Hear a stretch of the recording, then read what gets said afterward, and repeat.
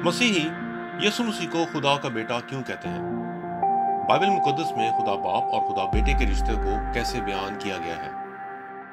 और मसीह यसु का खुदा के ताबे होने से क्या मुराद है? पहला करंथियों 11 बाब की 3 आयत में, बस मैं तुम्हें आगाह करना चाहता हूं कि हर मर्द का सर मसीह और औरत का सर मर्द और मसीह का सर खुदा है। इस आयत में पौलुस रसूल ने मर्द को औरत का सर कहा है, जिस तरह खुदा बाप मसीह यसु का सर है।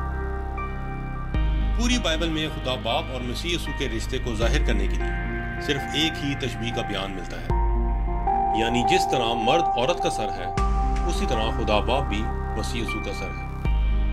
एंड इसी तरह पैदाइश की किताब पहले बाब की 26 आयत में, फिर खुदा ने कहा हम इंसान को अपनी सूरत पर अपनी शबीह की मानद बनाएं। इस आयत को देखकर ऐसा लगता है कि ये जुमला खुदा बाप ने खुदा बेटे से कहा होगा, हम इंसान को अपनी सूरत पर अपनी शबीह की मानद बनाएं, यानी वो ऐसी तख्लीक करने को थे जिससे बाप और बेटे के रिश्ते की शबीह जाहिर हो सके। अगर हम आदम की तख्लीक पर गौर करें तो जब आदम को बनाया गया तो उसके जिस्म में मौजूद पसली को भी उसी वक्त बनाया गया,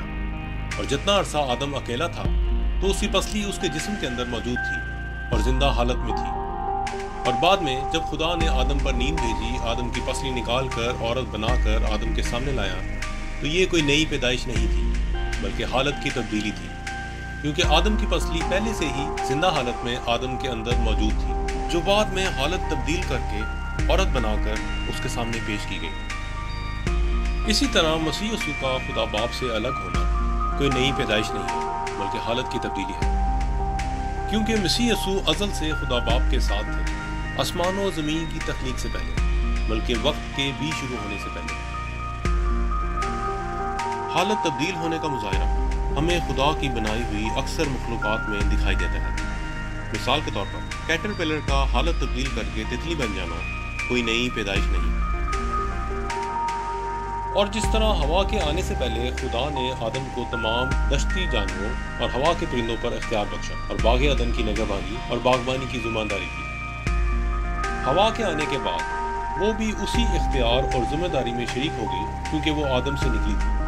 यानी जो इख्तियार और ज़िम्मेदारी हवा के पास थी वो उसने आदम से ली थी। इस मुनासबत से मत्ती की इंजील 28 बाब की 18 आयत के मुताबिक यसु ने पास आकर उनसे बातें की और कहा कि आसमान और ज़मीन का कुल इख्तियार मुझे दिया गया है। और इसी तरह मत्ती की इंजील 11 बाब की 27 आयत के मुताबिक मेरे बाप की तरफ से मुझे सब कुछ सौंपा गया है, यानी खुदा बाप ने आसमान और ज़मीन का कुल इख्तियार मसीह यसु को दिया। अगर हम आदम और हवा के इंसान होने पर गौर करें तो वो बराबर के इंसान थे। बेशक हवा को आदम का मददगार कहा गया है और मर्द औरत का सर है, तो भी हवा किसी लिहाज से आदम से कम या ज़्यादा इंसान नहीं थी, बल्कि आदम की मानित 100% इंसान थे। एंड इसी तरह मसीह यसु भी 100% खुदा और खुदा बाप के बराबर है। खुदा बाप का सर होना मसीह यसु को इख्तियार में तो कम करता है, मगर अलूहियत के एतबार से मसीह यसु 100% खुदा बाप के बराबर है।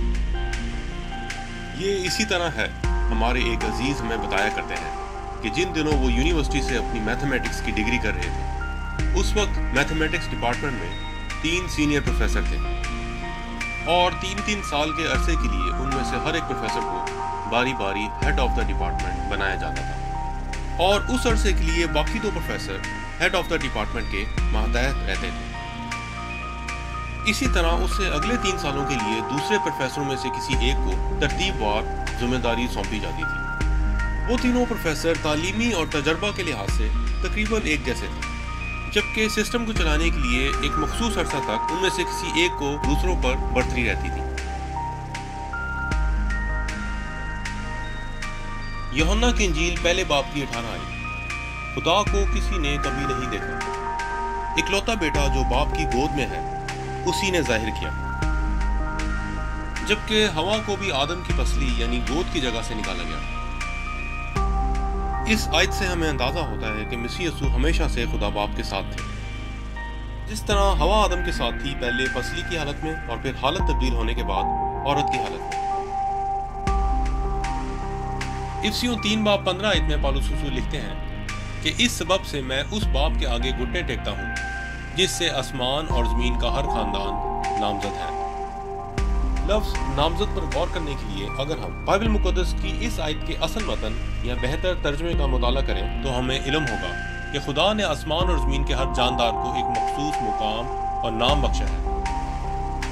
مثال کے طور پر زبور 147 کی 4 آیت میں وہ ستاروں کو شمار کرتا ہے اور ان کے نام رکھتا ہے، اور یہاں تک کہ خدا آسمان کی بادشاہی میں بھی اپنے برگزیدوں کے نام رکھے گا، اور یہی کام خدا نے آدم کو سونپا کہ جانوروں کے نام رکھے، کیونکہ آدم کو خدا کی شبیہ پر بنایا گیا تھا۔ یعنی خدا کی شبیہ پر ہونے کی وجہ سے آدم نے وہی اختیار زمین کے جانداروں پر ظاہر کیا جو اختیار خدا آسمان اور زمین کی مخلوقات پر کرتا ہے۔ کلام کے اس حصے سے ہمیں خدا اور آدم کی مشابہت کا اندازہ ہوتا ہے، جبکہ مسیح یسوع اور ہوا کی مشابہت دیکھنے کے لیے ہم پیدائش 3 باب پر غور کرتے ہیں۔ آدم کو آزمانے کے بجائے شیطان آدم کے کمزور حصہ یعنی ہوا کی آزمائش کے موقع کے انتظار میں رہا، کیونکہ اسے اندازہ تھا کہ آدم اس کے بہکاوے میں آنے کا نہیں۔ اسی طرح گمراہ کرنے والے شیطان کو خدا نے آسمان کی بادشاہ سے نکال دیا، اور شیطان ہمیشہ کے لیے خدا کی تخت کی رسائی سے محروم ہو گیا۔ اس لیے جب مسیح یسوع دنیا میں آئے اور 40 دن فاقہ کرنے کے بعد جسمانی طور سے کمزور حالت میں تھے، تو شیطان کو ایک بار پھر موقع ملا کہ جس طرح ہوا کو شیطان نے باغ عدن میں آزمایا تھا، مسیح یسوع کو بھی آزما سکے۔ اگر غور کریں تو شیطان نے مسیح یسوع کے سامنے بھی وہی 3 آزمائشیں رکھی جو اس نے باغ عدن میں ہوا کے سامنے رکھی تھی۔ سب سے پہلے شیطان نے ہوا کے سامنے کھانے کی آزمائش یہ کہتے ہوئے رکھی، کیا واقعی خدا نے کہا ہے کہ باغ کے کسی درخت کا پھل تم نہ کھانا؟ اسی طرح مسیح یسوع کے سامنے بھی کھانے کی آزمائش رکھی گئی جب شیطان نے کہا کہ اگر تو خدا کا بیٹا ہے تو اس پتھر سے کہہ کہ روٹی بن جائے۔ پھر اس کے بعد شیطان نے ہوا کے سامنے زندگی کے لالچ کی آزمائش یہ کہتے ہوئے رکھی کہ اگر تم اس پھل کو کھاؤ گے تو ہرگز نہ مرو گے۔ اسی طرح شیطان نے مسیح یسوع کو بھی زندگی کا لالچ دے کر یہ کہتے ہوئے آزمانے کی کوشش کی کہ اگر تو اپنے آپ کو ہیکل سے نیچے گرا لے گا تو ہرگز نہ مرے گا، کیونکہ لکھا ہے کہ وہ تیری بابت اپنے فرشتوں کو حکم دے گا کہ وہ تیری حفاظت کریں۔ اس کے بعد شیطان نے اختیار کے لالچ کی آزمائش سے ہوا کو آزمایا کہ اگر یہ پھل کھاؤ گے تو تمہاری آنکھیں کھل جائیں گی اور تم خدا کی مانند نیک و بد کے جاننے والے بن جاؤ گے۔ پھر اس کے بعد شیطان نے مسیح یسوع کو بھی دنیا کی سب سلطنتیں پل بھر میں دکھائیں اور اس سے کہا کہ اگر تو مجھے سجدہ کرے تو میں یہ سارا اختیار اور شان و شوکت تجھے دے دوں گا۔ نسل انسانی میں گناہ کا آغاز باغ عدن سے ہوا۔ خدا نے آدم، ہوا اور شیطان کی عدالت کی اور انہیں باغ سے نکال دیا، جبکہ گناہ کے کفارے کا آغاز باغ گتسمنی سے ہوا۔ وہ لوگ اسے باغ سے نکال کر لے گئے تاکہ اس پر عدالت کی جائے۔ اگر سوچا جائے تو کائنات کی ہر شے کی تخلیق میں مسیح یسوع ہی وسیلہ بنے، جبکہ خدا باپ کا حکم ہونا ضرور تھا۔ اسی طرح ہوا نسل انسانی کو آگے بڑھانے کے لیے وسیلہ بنی، جبکہ آدم کا ساتھ ہونا ضروری تھا۔ خدا نے صرف ہوا کو ہی اس انوکھے انداز سے تخلیق کیا، باقی سب جانداروں یہاں تک کہ آدم کو بھی خدا نے اپنے کلام سے تخلیق کیا، یعنی کہا اور ہو گیا، مگر صرف ہوا کو اس انوکھے انداز میں آدم کی پسلی سے بنایا گیا۔ خدا ہوا کو بھی اسی طرز پر خلق کرنے کی قدرت رکھتا تھا، مگر خدا ظاہر کرنا چاہتا تھا کہ جس طرح ہوا کا آدم سے رشتہ اور وجود میں آنا نہایت ہی منفرد ہے، اسی طرح مسیح یسوع کا خدا باپ سے رشتہ ایک نہایت ہی انوکھا رشتہ ہے، جس کی مثال کائنات میں کہیں اور نہیں ملتی۔ ویڈیو کے اس حصے میں خدا باپ اور خدا بیٹے کے رشتے کو آدم اور ہوا کی شبیہ کے لحاظ سے واضح کیا گیا ہے، جبکہ تثلیث کے تیسرے رکن روح القدس کے خدا باپ اور خدا بیٹے سے رشتے کو بائبل میں الگ انداز سے پیش کیا گیا ہے۔